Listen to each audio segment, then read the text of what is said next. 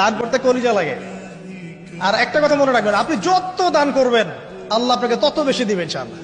ইনশাআল্লাহ আল্লাহ পাকের খাজানা যে এত প্রচুর, আপনি দান করলে কমে যাবে এই চিন্তাই করবেন না কখনো। তবে সবচেয়ে সেরা দান কোনটা জানেন? আপনার প্রয়োজন আছে এখন, এই প্রয়োজনের সময় দানটা হচ্ছে সেরা দান। এবং সবচেয়ে উত্তম খরচ কোনটা? সবচেয়ে উত্তম খরচ হচ্ছে আপনার পরিবারের পেছনে খরচ।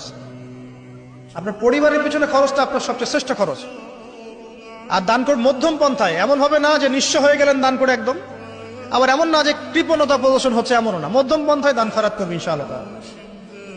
আর কিয়ামতের মাঠে মানুষ তার দানের ছায়ায় থাকবে ইনশাআল্লাহ। যে যত দান করবে ওই ছায়ার নিচে সে থাকবে। এই ব্যক্তি সব দান করে দিয়েছিল, যাও সব গরু ছাগল তোমার,